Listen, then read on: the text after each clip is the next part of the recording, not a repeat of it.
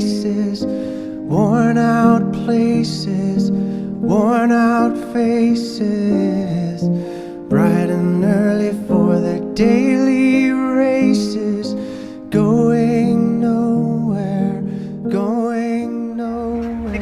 Okay, hi. I'm here at the Women's Right March because I feel like women's rights have been trampled on and that the government is intent on taking away our right to choose for our bodies what we need. And so I need to protest that. That's my basic line. And if we fail to do that, what are we in jeopardy of losing? We'll be going backwards. Okay. We've progressed so far that women have the equal right to choose what they are. So why don't men have same rules imposed on their bodies? Why do they get their Viagra and why do we have to give up our rights to abortion? I mean, I think that's not fair. And not even get birth control. Yeah, no birth control either. Yeah, so I feel like that's going backwards. Women already fought this fight and we're fighting it again, and there's no reason for it. Right. That's my take. And then if we trample on the rights of women, someone else I interviewed said that it's trampling on everything's rights. Yes, the environment, because, immigrant, the world. Yes, I agree. It doesn't stop there. Where do you draw the line? Right. If you can't respect a woman's right to choose, then where do you draw the line? Right. Yeah. So clean energy, everything becomes fair game then to just say, okay, well, we'll just do it our way and ignore everybody else's views. And Trump's line yesterday where he invoked that this was an election giving the power back to the people. What do you think? His people. What His people? Not my people. My people are here. He backed it up with the people that he appointed to his cabinet. Right. What do you think of his appointments? I think that they're not aligned with what he's saying. If he wants to give power back to the people, he shouldn't give it to a bunch of billionaires who have offshore accounts. But his line is that they know what they're doing and they made $1 billion, so they'll do the same thing. And they'll keep doing it for themselves, not for us. Right.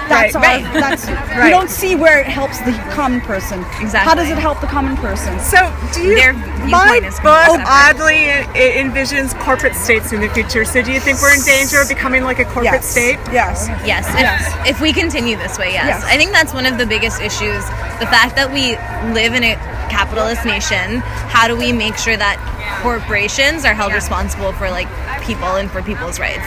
That's most important. And money, it seems like money does a lot of talking, but is that what we should measure our future on? Absolutely not, because money is doing a lot of talking, but it's also continuing to stay in the same circles. Our smaller. Yeah, smaller. Our gap is becoming larger and larger.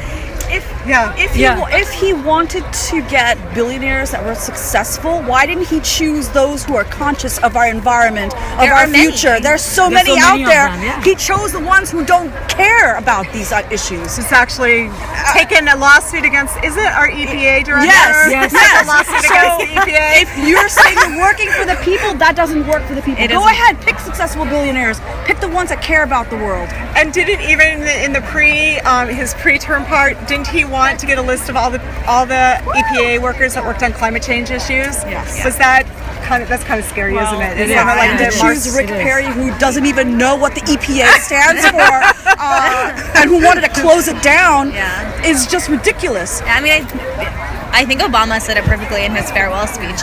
Our children are not going to have the time to argue whether climate change is real. They're going to just have to argue. It's going to be such a dire situation. They're going to have to figure out how to deal with it. So it's really pointless to argue with science right now. Right. And if we. How much time do you think we have before we go over the edge where we can't argue anymore and we just have to deal? Well, it depends where you live. Yeah. I mean, that's true. Florida, Miami is going to be going underwater in another 30 years. We're extremely lucky living in D.C. Yeah. We're going to be, coastal front property soon, so... We'll be okay. Our land value will go up. That's true. My son lives in Miami and he says, there's a rainfall over 3 inches and everything's flooded. Yep. And the ocean comes in. 3 inches. It's happening already. Yeah. Yeah. The city of Miami is making preparations to evacuate areas because they can't save it. Oh my gosh, this is what I do in my future fiction book. And what happens is we go bankrupt. Every country in the world goes bankrupt. The only entities big enough to save us are multinational corporations. So they bail out, they move New York City, they move Atlanta, Is that they what move your Florida. book is? Yeah, that's what my book is about. Capitalism? Yeah. Well, taking over the world? They do. So they become corporate states, and because the companies invested so much in I know. They feel like these countries become part of their corporation. It's a BBC TV show also.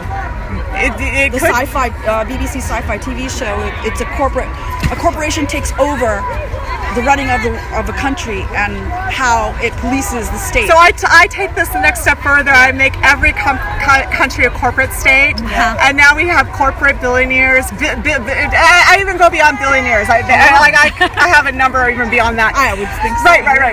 Really big, and so I invented one corporate leader that has a vision to transform human consciousness and he's taken us slowly in the right direction. I guess And we're then marching. another corporate leader gets rid of him and takes us the other way and erases everything we've done. And that's where it starts. Wonderful. Do you have a card? I do. So I will give you